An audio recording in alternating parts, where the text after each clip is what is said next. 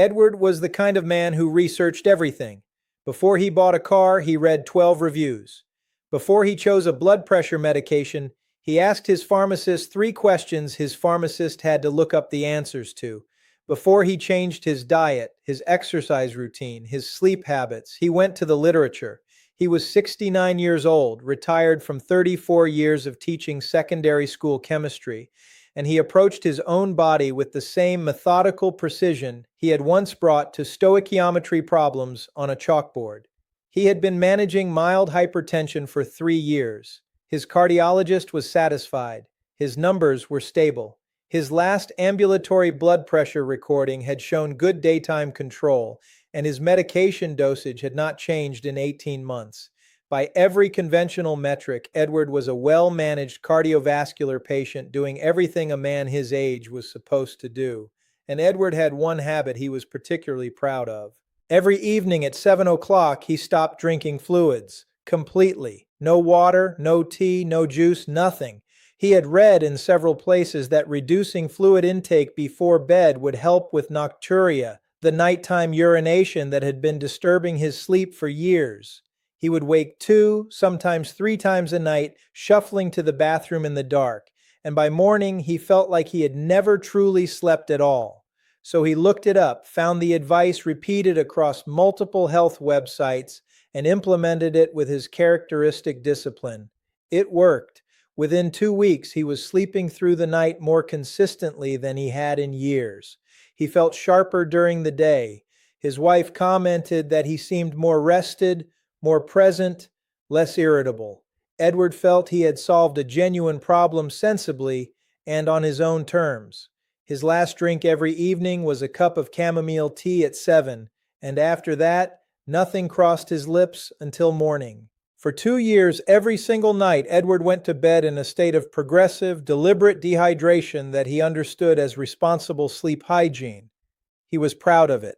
His doctor knew about it and had no objection. The websites he had read confirmed it was a sensible approach.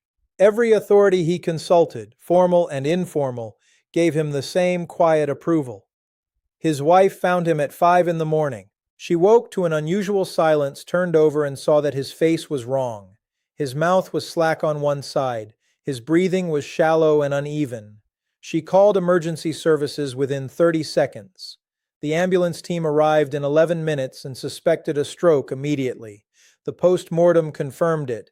A massive ischemic event, a blood clot that had formed in the cerebral circulation during the overnight hours, in the window between 3 and 5 a.m., when the body is deepest in sleep and the cardiovascular system is most vulnerable to the consequences of what was done or not done before the lights went out. Edward had died in his sleep from a clot that formed in blood that was thicker than it should have been, in arteries that were narrower than they should have been, during a window of the night when his platelets were more active than at any other time of day. And the thing that made his blood thicker, his platelets stickier, and his arteries more vulnerable was the very habit he was most proud of. His cardiologist reviewed the case in detail. He sat with Edward's wife in a quiet consulting room and explained something that she has since asked me to share as widely as any platform will allow. Edward had been going to bed in a state of significant dehydration every night for 2 years, deliberately, because nobody, not one single person in his medical care, had ever told him what dehydration does to blood viscosity, to platelet aggregation, and to clot formation risk during the overnight hours. He stopped drinking fluids to sleep better, and the research on what that habit does to the cardiovascular system while you sleep is something that most people, including many who are doing exactly the same thing tonight, have never been told, never been warned about, and never been given the tools to understand. The American Heart Association and the European Society of Cardiology have both documented what cardiovascular researchers call the morning peak. This is the well-established elevation in heart attack and stroke risk that occurs between 5 and 10 a.m. every single day in every population studied across every continent.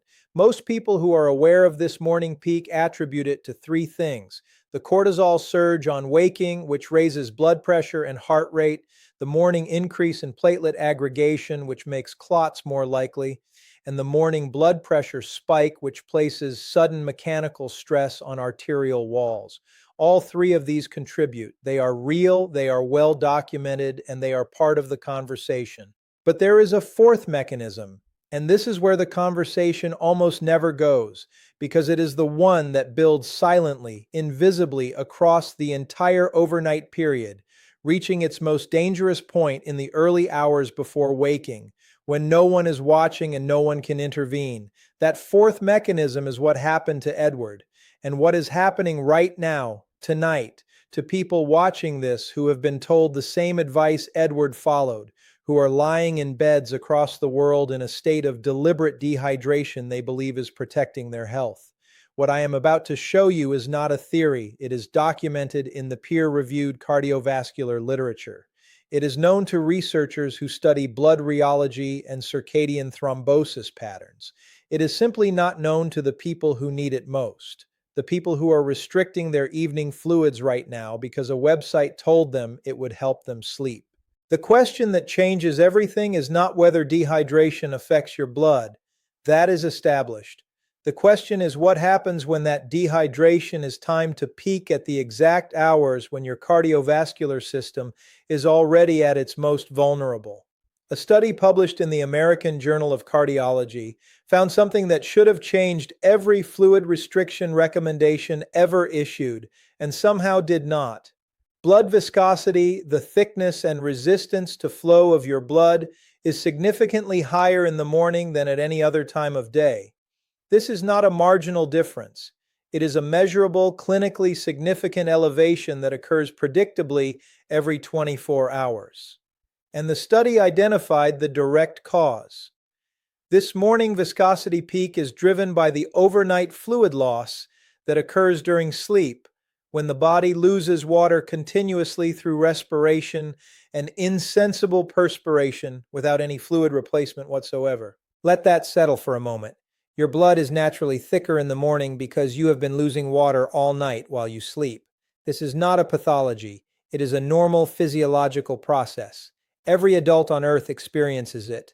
The body loses approximately 400 to 600 milliliters of fluid overnight through breathing alone, through the moisture in every exhaled breath, and through the slow, invisible evaporation of water from the skin.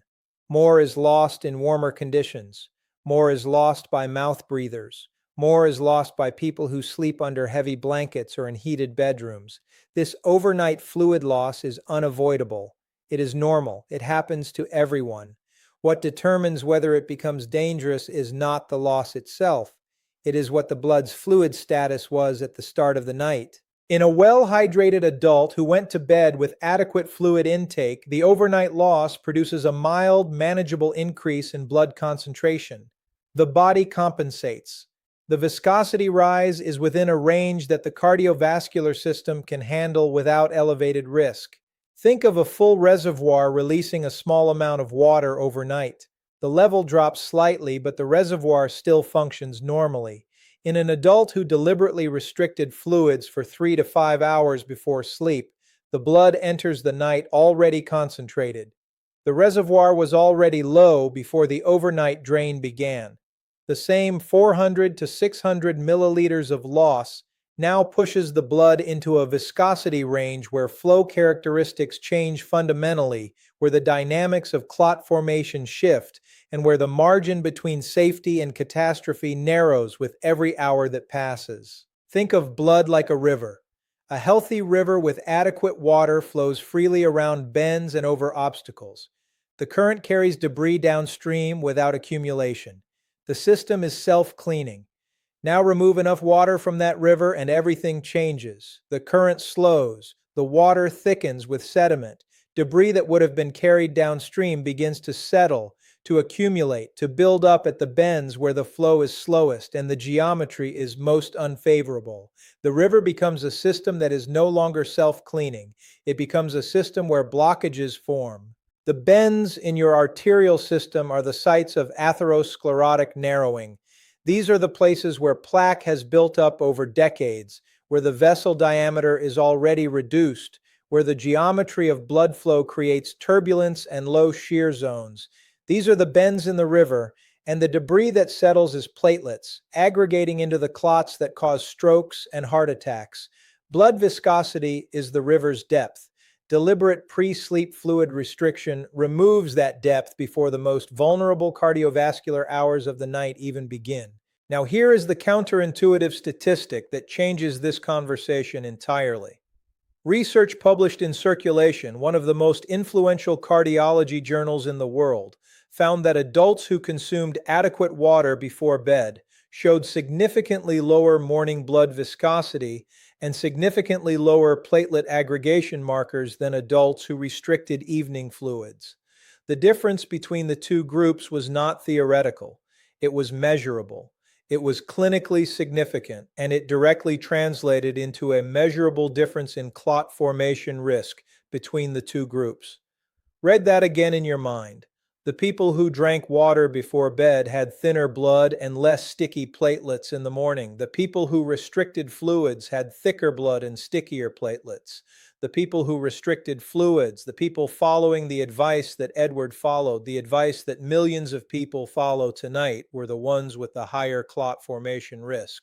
The habit that most older adults adopt specifically to protect their sleep, stopping all fluids hours before bed to reduce nocturia, is the habit that leaves the blood thicker, the platelets stickier, and the arteries more vulnerable to the exact clot formation process that produces strokes and heart attacks during the overnight window. The advice was designed to solve a sleep problem. It was never evaluated for its cardiovascular consequences. And those consequences are not trivial. They are the difference between blood that flows and blood that clots, between a morning you wake up to and a morning you do not. Platelets, the blood cells responsible for clot formation, follow a circadian rhythm that peaks between 5 and 10 a.m. This is not a subtle variation. Platelet activity in the morning hours is significantly higher than at any other time of day. This morning platelet surge is one of the primary drivers of the morning heart attack and stroke peak. It is the reason cardiologists talk about the morning window with such urgency. It is one of the most well-established circadian patterns in all of cardiovascular medicine. Now consider what happens when that morning platelet surge occurs in blood that has been progressively concentrating across an 8-hour overnight period of zero fluid intake. The platelet concentration per unit of blood volume is higher because the fluid has been lost but the platelets have not.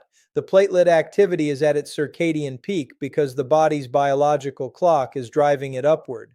The blood viscosity is at its daily maximum because the overnight fluid loss has been compounding on top of a deliberately dehydrated starting point.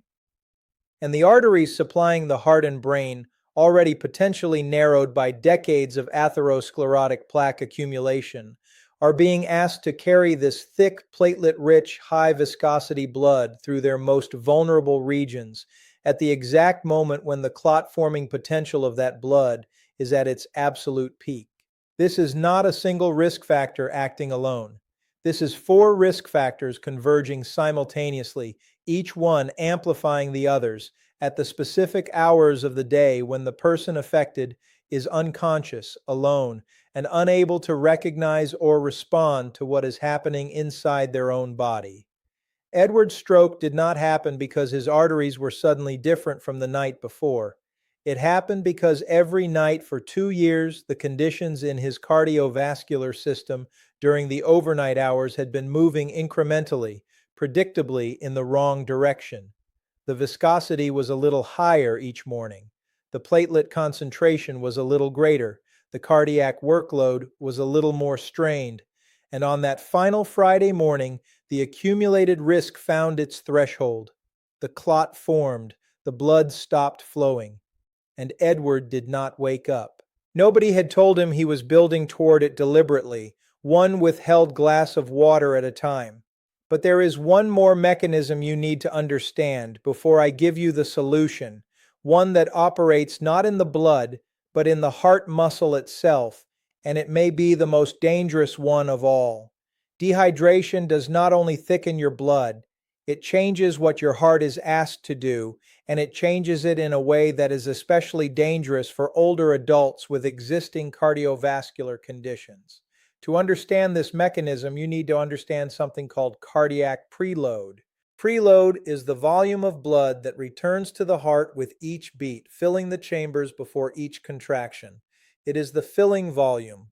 The heart is a pump, and like any pump, its output is determined in part by how much fluid enters it before it pushes that fluid out. A well-filled heart contracts efficiently with minimal effort, maintaining adequate cardiac output without strain. A poorly filled heart has to work harder to produce the same output because there is less blood to pump with each beat. Dehydration reduces blood volume. Reduced blood volume reduces cardiac preload. The heart responds to reduced preload by increasing its effort, raising heart rate, and increasing the force of each contraction to compensate for the lower filling volume. In a young adult with a healthy, resilient heart, this compensation is efficient and largely imperceptible. The heart speeds up slightly, contracts a little harder, and the system maintains output without the person ever feeling a difference. But in an older adult, the picture changes dramatically. In an older adult with hypertrophied cardiac muscle, where the heart walls have thickened from years of pressure work, the heart's ability to adapt to reduced filling is compromised. In an older adult with reduced coronary reserve, where the coronary arteries can no longer dilate fully to increase blood supply to the heart muscle on demand, the extra work of compensating for dehydration comes at a cost. In an older adult with existing coronary artery disease, where the vessels supplying the heart muscle are already narrowed, the increased cardiac workload of pushing thick, dehydrated blood through a system that is already underfilled produces a specific and measurable risk. That risk has a name: nocturnal myocardial ischemia, insufficient blood supply to the heart muscle during the overnight period, during the hours when the heart should be operating at its lowest possible demand, when the body is at rest, when metabolic requirements are minimal, and when the cardiovascular system should be recovering, not struggling. Think of it like a delivery driver who cuts the fuel in the van before a long overnight route to save money. The engine runs, but it runs on reduced reserve. The van moves, but it moves with less margin. If any unexpected demand arises, a steep hill, a heavy load, a sudden detour that requires acceleration, the system that had no margin is the one that fails. The engine does not fail on the flat road. It fails at the first demand that exceeds the reduced reserve. Dehydration removes the cardiac margin. And the overnight hours, when the heart's fuel line is already at its narrowest, when the coronary arteries are filling during diastole under whatever diastolic pressure the dehydrated heart can maintain, are when that removed margin is most costly. The heart is working harder than it should, against thicker blood than it should be pumping, with less coronary perfusion than it needs, at the exact hours when it should be under the least stress. This is what was happening to Edward's heart every night for 2 years. Not just his blood. His heart muscle itself was being asked to compensate for a fluid deficit that he had deliberately created every evening as a matter of disciplined self-care. The heart that his cardiologist had declared well managed was being stressed in a way that no one was measuring, because no one was looking at the overnight fluid status of the patient, because no one connected the habit of stopping fluids at 7 p.m. with the cardiovascular consequences that unfolded between midnight and dawn. My name is Dr. Javid. I am telling you this case because Edward did everything right by conventional wisdom, and conventional wisdom had a gap that cost him his life. The gap was the overnight cardiovascular consequence of deliberate pre-sleep fluid restriction. It is a gap that still exists in most fluid restriction advice. It is a gap that most people who restrict their evening fluids have never been told about, and it is a gap that I am going to close for you right now with a specific evidence-grounded replacement protocol that protects the overnight cardiovascular window without restoring the nocturia that drove the fluid restriction in the first place. But before I give you that protocol, hear this clearly and completely. If you have heart failure, if you have chronic kidney disease, or if you are on diuretic medication, do not change your fluid intake pattern without speaking with your cardiologist first. Fluid management in these conditions is a delicate clinical balance that requires professional supervision. What I'm about to describe is designed for adults without these conditions. It is not a universal prescription. It is a targeted correction of a specific, widespread, and under-recognized risk. The solution to the overnight dehydration problem is not simply to drink more before bed and accept the nocturia. That would trade one problem for another. The solution is a specific, timed fluid strategy that supports overnight blood viscosity without maximizing bladder volume at the moment of sleep onset. The key insight, the mechanism that makes this protocol work, is timing. Fluid consumed 2 to 3 hours before bed is metabolized and distributed into the bloodstream, reducing blood viscosity before the majority of it reaches the bladder as urine. Fluid consumed immediately before bed goes almost directly to the bladder because the kidneys process it during the window when you are lying down and peripheral fluid is mobilizing. Timing is not a minor detail in this protocol. Timing is the entire mechanism. And if you get the timing wrong, you get either the cardiovascular risk or the nocturia back. The protocol I'm about to give you eliminates both. But there is a parallel strategy you need alongside it, one that addresses the nocturia from a completely different direction, and without it, the protocol will not work. Here is the protocol. Drink a full glass of water, 250 milliliters, between 2 and 3 hours before your intended sleep time. This is the primary overnight blood viscosity management intervention. The fluid distributes into the bloodstream during the evening hours, reducing hematocrit and platelet concentration, and it is largely processed by the kidneys and excreted before bladder filling becomes significant at the moment of sleep onset. In other words, you get the cardiovascular benefit of the water in your bloodstream during the overnight hours, but you do not get the bladder cost at the moment you are trying to fall asleep. Then, a second smaller glass, 100 to 150 milliliters, consumed 30 to 45 minutes before bed, provides a top-up that extends hydration into the early overnight period without producing the urinary urgency that immediately pre-bed drinking creates. These two-timed glasses replace the blanket fluid restriction that most people practice after 6 or 7 p.m. They give the blood what it needs for the overnight hours without giving the bladder what you do not want at sleep onset. Now there is a refinement that significantly amplifies the effectiveness of this protocol, and it comes from a principle that clinical medicine has used for decades in a completely different context. Plain water reduces blood viscosity. This is true, but water with a small amount of electrolyte, a pinch of potassium-rich sea salt, or a commercial electrolyte tablet without added sugar reduces blood viscosity while also supporting the cellular fluid retention that prevents the fluid from being immediately excreted. The electrolyte keeps more of the fluid in the vascular compartment for longer. It provides sustained overnight blood viscosity reduction rather than the brief dilution effect that plain water alone produces, which passes through the bloodstream quickly and reaches the bladder faster. This is the same principle that oral rehydration solutions use in clinical medicine, where electrolyte-balanced fluids are dramatically more effective at maintaining hydration than plain water alone. Electrolytes extend the hydration effect. They hold the water in the body longer, and in the context of overnight cardiovascular protection, that sustained retention is exactly what you need. A quarter teaspoon of potassium-rich sea salt dissolved in your evening glass of water or a commercial electrolyte tablet without added sugar is sufficient to produce this extended vascular retention effect without meaningfully increasing your sodium intake to a level of cardiovascular concern. You are not drinking a sports drink. You are not consuming a high sodium load. You are adding a mineral trace that changes how long the water stays in your blood instead of passing through to your bladder. Now, the nocturia management parallel. This is the piece that most people miss, and without it, the protocol fails. The goal of fluid restriction was to reduce nocturia. The replacement protocol does not abandon that goal. It addresses it differently, and it addresses it more effectively by understanding where nocturnal urine actually comes from in older adults. The fluid that produces nocturia in older adults is predominantly not the fluid you drank in the evening.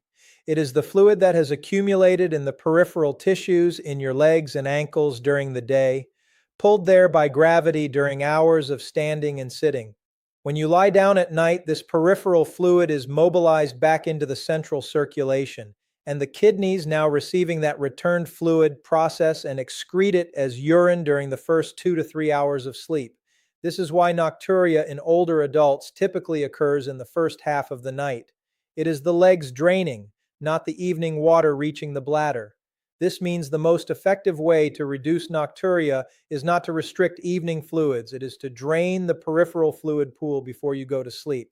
And the way you do that is stunningly simple. Elevating your legs for 30 to 60 minutes in the early evening, on a footrest, on a pillow, on the arm of a sofa with your feet raised above the level of your heart, redistributes the fluid that has pooled in your lower extremities during the day back into the central circulation where your kidneys can process and excrete it before you go to sleep. You drain the pool while you are still awake and near a bathroom. You urinate that fluid out in the evening, not at 2 in the morning. This is the fluid that would otherwise be excreted as nocturia in the first 2 hours of the night. Draining the peripheral fluid pool before sleep reduces the overnight urinary load far more effectively than blanket fluid restriction, and it does so without the cardiovascular cost of deliberate dehydration. This is not a folk remedy. This is the approach that geriatric cardiologists use to manage nocturia in patients where fluid restriction would be cardiovascularly dangerous. It is standard clinical practice in cardiac rehabilitation programs. It is available to anyone with a pillow and a sofa. If you currently restrict your fluid intake in the evening to manage nocturia or sleep quality, consider what you have just learned. You are almost certainly not alone. The advice you followed was not given with malice. It was given without the full picture. And the full picture is what I am giving you now. But there is a critical question remaining. The protocol I have described works, but only if 5 specific conditions are met. Violate any one of these 5 rules, and the protocol either fails to protect you or creates a new risk you did not intend. These 5 rules determine whether the timing strategy actually works in your body, and the first one addresses a mistake that most people will make before they even get to the evening. Here are the 5 rules that determine whether the timing protocol actually protects your overnight cardiovascular window. Each one is grounded in the physiology I have explained, and each one addresses a specific way that the protocol can fail if it is not followed correctly. Rule 1. Never go to bed with fewer than 6 to 8 glasses of cumulative fluid intake for the day. The overnight fluid loss of 400 to 600 milliliters is unavoidable. The blood viscosity it produces is determined by what the blood's fluid status was at the start of the night. If you have been under drinking all day, the problem begins well before bedtime. 2-time glasses in the evening cannot compensate for a full day of inadequate intake. 6 to 8 glasses of water across the day, with the final timed glass 2 to 3 hours before bed, is the minimum intake that prevents the overnight concentration from reaching the clot risk threshold. If your daily fluid intake has been consistently lower than this, the overnight window is already dangerous before the evening protocol even begins. Hydration is not an evening event. It is a 24-hour process, and the evening protocol is the final layer of protection, not the only one. Rule 2. The 2 to 3 hour timing window is the mechanism, not just a guideline. The difference between drinking water 2 hours before bed and drinking it immediately before bed is the difference between blood viscosity protection and bladder urgency. The metabolism and vascular distribution of consumed fluid takes approximately 60 to 90 minutes. Fluid consumed 2 to 3 hours before sleep has completed its vascular distribution and is actively reducing blood viscosity during the overnight hours when it matters most. Fluid consumed immediately before bed is still being processed by the kidneys and is arriving at the bladder at the moment of sleep onset, giving you neither the sustained cardiovascular benefit nor the sleep protection you need. The timing is the pharmacology. It is not a suggestion. Do not move it, do not shorten it, and do not convince yourself that drinking right before bed is close enough. It is not. The window exists for a physiological reason, and violating it puts you back into the problem you are trying to solve. Rule 3. Leg elevation in the early evening is the nocturia management tool, not fluid restriction. The fluid that produces nocturia in older adults is predominantly the fluid that is accumulated in the peripheral tissues, the legs and ankles during the day, and that is mobilized back into the central circulation when horizontal posture is assumed at sleep onset. 30 to 60 minutes of leg elevation in the early evening using a simple footrest or pillow drains this peripheral fluid pool before sleep and dramatically reduces the nocturnal urinary load. This is the approach that geriatric cardiologists use to manage nocturia in patients where fluid restriction would be cardiovascularly dangerous. It requires no equipment, no medication, and no expense. It requires a pillow and 30 minutes. If you replace fluid restriction with leg elevation, you address nocturia more effectively while allowing the timed hydration protocol to protect your cardiovascular system. If you skip the leg elevation and simply add evening fluids back, you will get the nocturia back and you will abandon the protocol within a week. The two strategies work together. Neither works alone. Rule 4. Morning blood viscosity is measurable. Ask for it. A simple morning blood sample, checking hematocrit and serum osmolality, gives a direct measurement of overnight blood concentration and hydration status. If your morning hematocrit is consistently at the high end of normal or above the normal range, overnight dehydration is a likely contributor, and the protocol is not just a precaution but a targeted correction. Bring this specific question to your next appointment. Ask your doctor, can we check my morning hematocrit and osmolality to assess my overnight hydration status? In the context of existing cardiovascular risk factors, this information is clinically relevant. The test is inexpensive, it is widely available, and it gives you a direct window into what is happening to your blood during the hours you cannot observe. You do not have to guess, you can measure. And if the measurement confirms that your morning blood is concentrated, you have the evidence you need to implement the protocol with confidence and to discuss it with your physician in specific data-driven terms rather than vague generalities. Rule 5. This protocol requires adjustment for heart failure, kidney disease, and diuretic medication. Fluid management in heart failure is a delicate clinical balance. Too much fluid increases cardiac preload and the risk of pulmonary edema. Too little increases viscosity and clot risk. In chronic kidney disease, fluid intake targets vary significantly by stage and by residual kidney function, and the timing of fluid intake can interact with dialysis schedules in ways that require specialist input. Diuretic medications alter the fluid excretion equation in ways that change the timing protocol significantly, potentially requiring the evening glass to be moved earlier or adjusted in volume. If any of these conditions apply to you, speak with your cardiologist or nephrologist before implementing any change to your evening fluid pattern.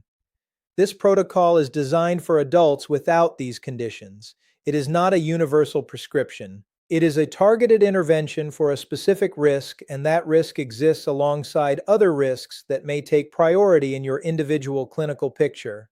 Your doctor needs to know you are making this change, and they need to help you calibrate it to your specific situation.